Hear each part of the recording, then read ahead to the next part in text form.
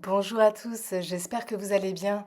Alors je suis Laurie Gouguet, ça fait hyper longtemps que je vous ai pas fait, de vidéo. Alors là, c'est pas vraiment une vidéo, c'est un petit podcast avec, quelques photos que j'ai prises, lors, d'une balade que j'ai faite, au mois de juillet avec un petit groupe, de mon village et donc je viens vous présenter, les énergies actuelles en lien avec la nouvelle lune qui a lieu demain, telles que je les ressens comme d'habitude.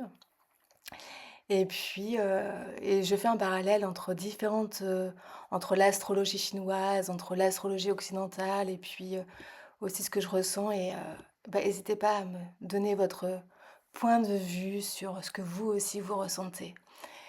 Heu, je vous souhaite une bonne écoute, un bon visionnage et puis, à tout bientôt. Souvent, à cette période de l'année, on a l'impression qu'il y a beaucoup de choses à faire. On a l'impression de tension, de pression à l'intérieur du corps, peut-être d'oppression. Il y a toutes ces choses que l'on doit faire pour la rentrée, tout un tas de choses à acheter. Et puis, il y a cet été qui commence à se terminer. Et puis là, le 23 août, donc demain, à la date où j'enregistre, c'est la nouvelle lune en Vierge, la Vierge qui est un signe de planification, de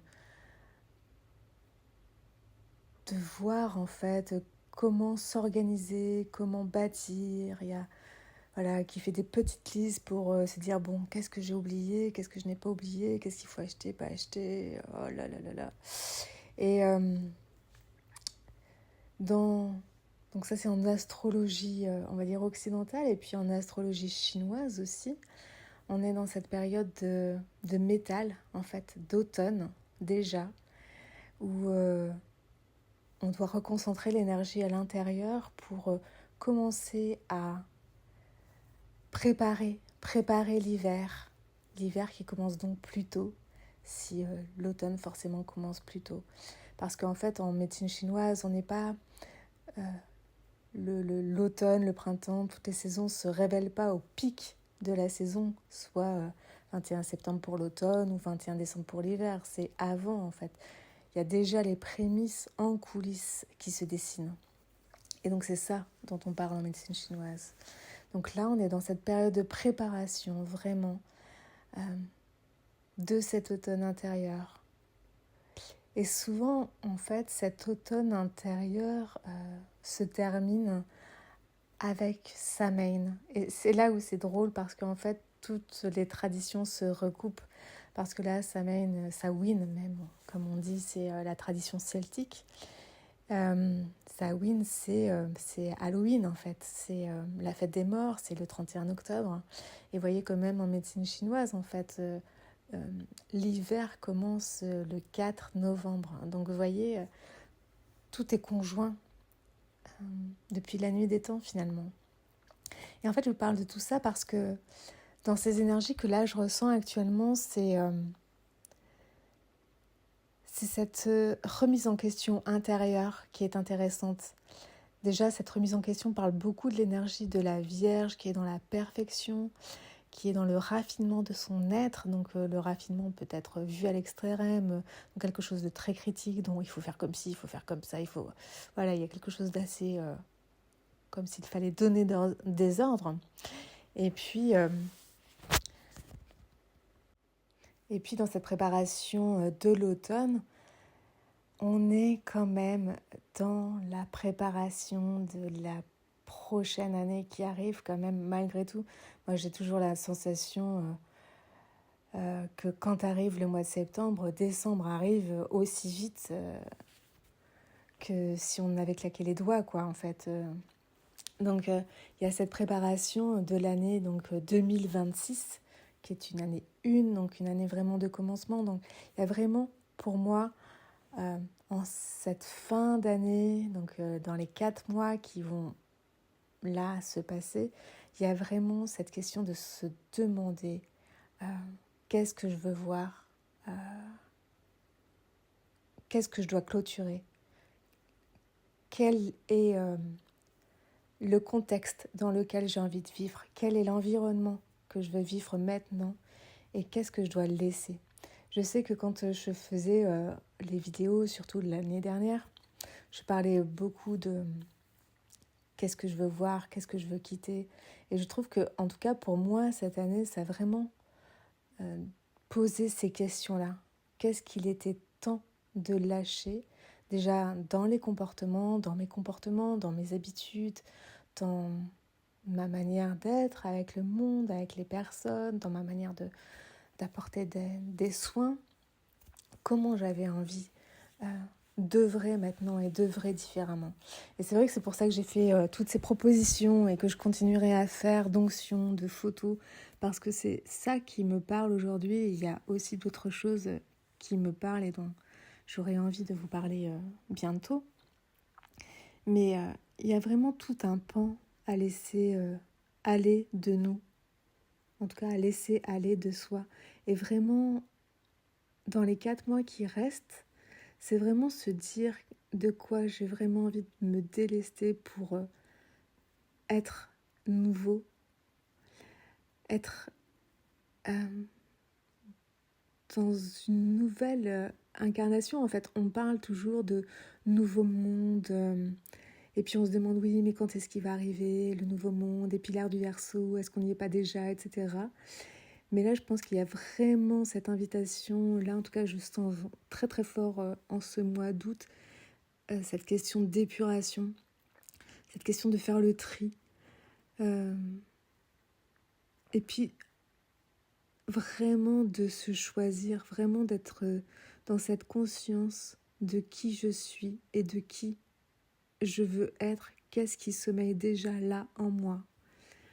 Et que je ne veux pas voir, que je n'arrive pas à voir, ou ça me fait trop peur, ou qu'est-ce que j'ai envie de dessiner maintenant. Il y a vraiment cette question d'accomplissement de soi, d'accomplissement de qui l'on est sans être forcément réduit à une forme de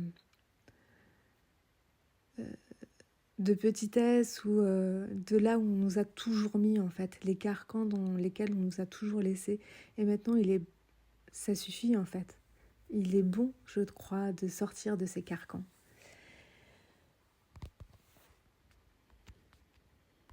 Donc je ne sais pas comment ça vous parle maintenant. Mais c'est vrai que dans la question du métal, donc on est dans un mois métal yang, on est vraiment dans la question de je tranche, je fais le choix, soit d'un monde avec plus de justice, avec plus de justesse, avec plus d'alignement.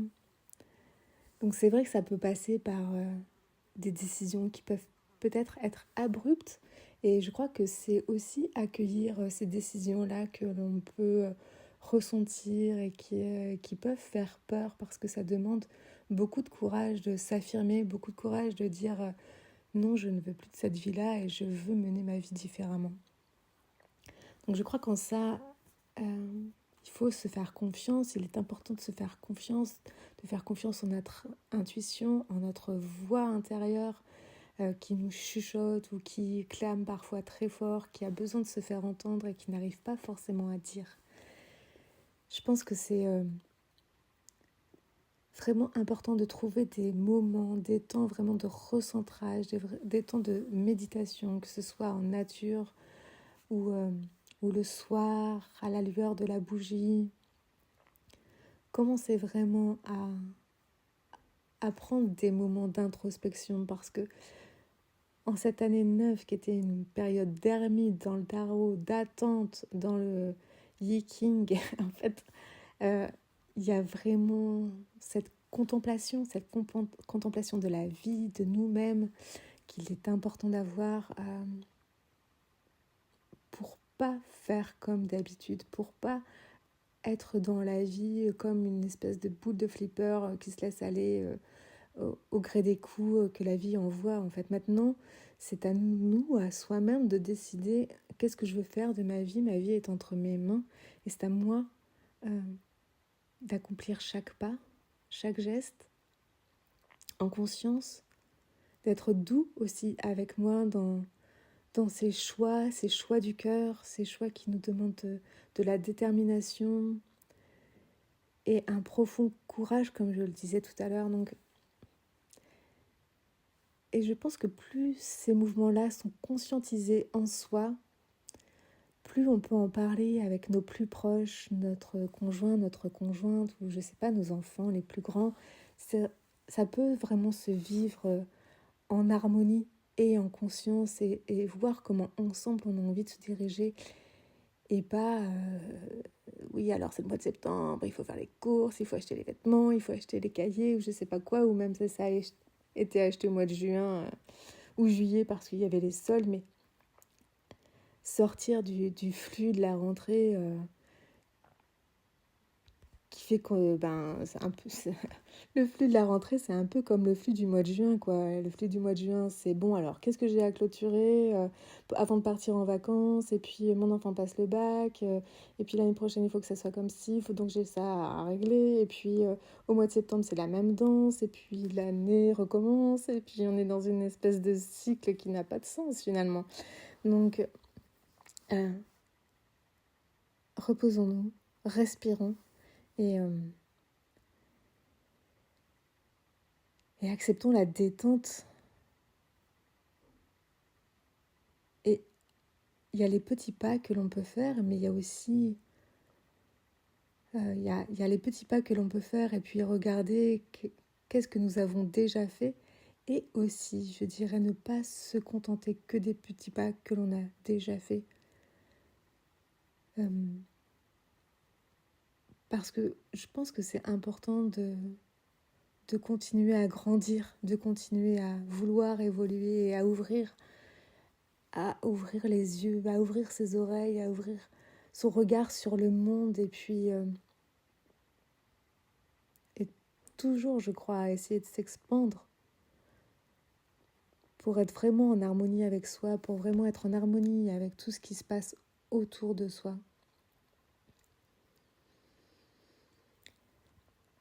Bon, je ne sais pas comment ce message vous parlera, c'est un message un peu impromptu, mais qui était vraiment, clamait fort. Et n'hésitez pas à me faire des retours, ça serait avec joie que j'aurais de les entendre. Merci infiniment de m'écouter.